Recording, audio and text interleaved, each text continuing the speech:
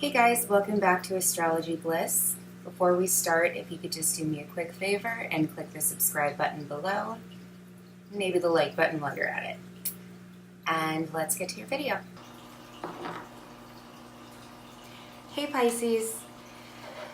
So I'm trying a lot of incense. Okay, I can probably move this over here. Hopefully that helps. So I'm trying a bit of a different setup. Let me know if you like it. I'm not gonna have the cards visible, but you know, I only have one good quality camera, and yeah, if you care more about the cards being like super good quality, just let me know. I'm genuinely curious. As long as your criticism is constructive, it is totally welcome. So, bit of a different type of reading today. I'm going to be doing a general 4-card spread to see, the general tone of the month and any messages that you need. And when I say month, I am well aware that it is the end of October. And basically, whenever you see this video, that's when your message is for, okay? So these are energies you're probably going to be experiencing right now. God, a lot of cards jumping out. And then after that, we're going to do another 4-card spread to see what message you need to hear right now for Venus Retrograde. Which has totally been so much fun so far. Venus Retrograde is always a mess. It's funny. But I will go into that when the time comes. Okay, so I already pre-shuffled, but I just feel like shuffling more.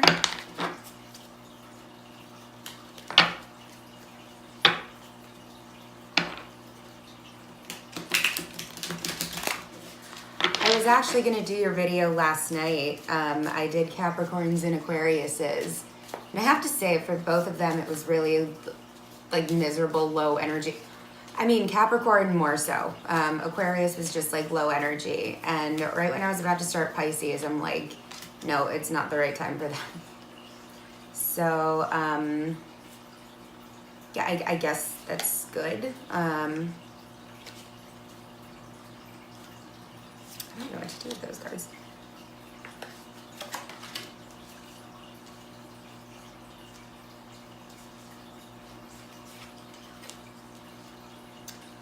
Although Aquarius did get the Two of Pentacles in the same position at the bottom here. Just they had it in reverse. You guys have it in the upright.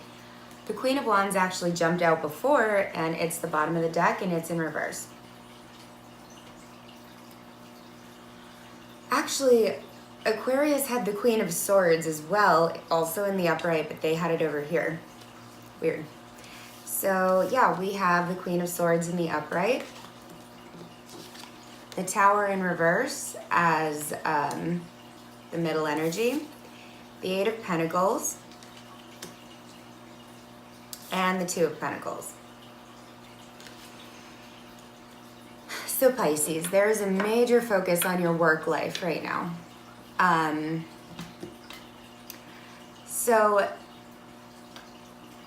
Yeah, in the past, I think you were really reserved in terms of, figuring out what to do, figuring out which career path to take, which job. And, I'm definitely getting a sense of, it's like you finally felt sharp enough to narrow it down and say, I don't want to do that, and if that's what society expects you to do, like have a corporate job, have a 9-to-5, and I think after battling for so long internally, you're kind of like, no, that's not for me. So with the Tower here, I do think it has, the energy of the Tower, but I do think it's an internal energy. Yeah, so I think what you're working on right now is really just obliterating societies and, just different, I can't talk right now, but like just obliterating society's opinion on how you should be living your life. And you know, you can on a surface level be like, okay, I'm non-conformist, I don't want to follow everyone else. But you know, just living in a certain culture, naturally you are going to pick up on the way that you think you should do things, and that is going to involve getting rid of those foundations within yourself. So with the Queen of Wands at the bottom here, I'm really feeling like, you know, tapping into your really creative, phenomenal energy. It's internal right now, and I think the challenge is to learn how to bring it outwards, learn how to bring that creative energy outwards, so you're actually expressing it and people can see it, and you know, you're actually, you know, providing for yourself, you're getting your finances in order, and you're doing it in a way that you actually enjoy. Who would have thought you could do that, right? So with the Eight of Pentacles here, again, the Eight of Pentacles is all about hard work. And with the Two of Pentacles at the bottom here, it's figuring out how to balance it all out.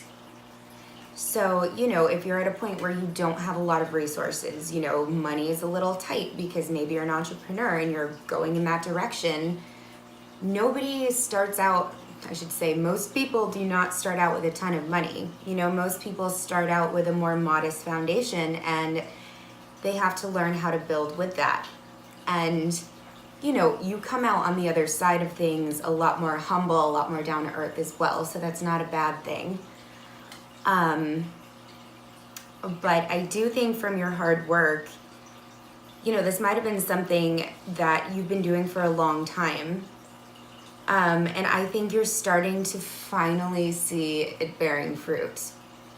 And you know, this could go against all odds of what people thought you would be able to do. Maybe you're even surprising yourself. I mean, I'm a Pisces Aries cusp, and a Pisces moon, Pisces Mercury. And I'm kind of at that point right now. And I mean, I was just thinking last night, like, even I've surprised myself. So, you know, if that's you too, like, good job. Pat yourself on the back. Don't forget to give yourself credit for what you've done so far. Seriously. Okay, so that was your general message. Let's go into Venus retrograde. So if you are not completely sure what Venus retrograde is, you know, everyone dreads Mercury retrograde. Being an astrologer, I've learned to love it. Okay, not love it, but like look forward to the areas that Mercury is going to go into and recalibrate for me. With me, I should say. You know, I'm very much conscious for the recalibrations. And Venus is very similar. So Venus is how we love, how we spend our money, luxuries, you know, how we value luxury. You know, think of like the quality of the clothes that you're wearing, that you're buying. It's also your artistic style, your artistic sensibilities, your aesthetics.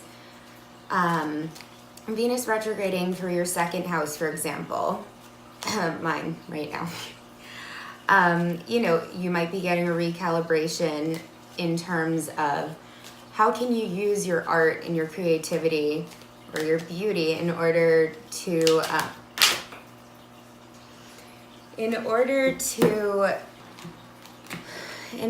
secure an income for yourself. And you know, wherever the recalibration is, that's going to be a really important focus for you. So if you don't know what your natal chart looks like, I strongly suggest going to make a birth chart for yourself and taking note of where Scorpio and Libra are in your chart, because that's where Venus is retrograding through. And I do full astrological readings for people if you're interested, obviously, as well as tarot. So please give me a message if that's something that interests you. One final note that unlike Mercury, Venus is actually famous for bringing exes back into the picture somehow. And it's also notorious for bringing back very eerily familiar romantic situations that, you know, you might be with a different person for. You know, when you meet someone and you're like, oh my God, this is just like my ex. A lot of the time it's somewhat of a test when we think we've, you know, we've progressed going for a certain type of person. You know, it's kind of like the universe being like, have you? And how are you going to handle it this time? Okay. Dude, sorry, you just got the tower in the same position. Yeah, tower same position, but this one's upright. So yeah. Okay, this is fun.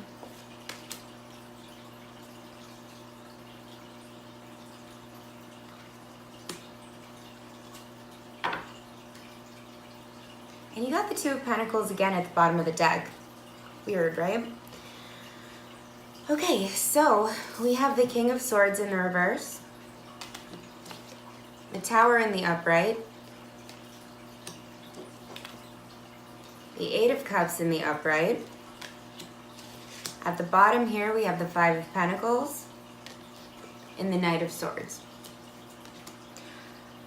So right now, I am feeling that there is a strong emphasis on you might be learning how to effectively deal with being cut off.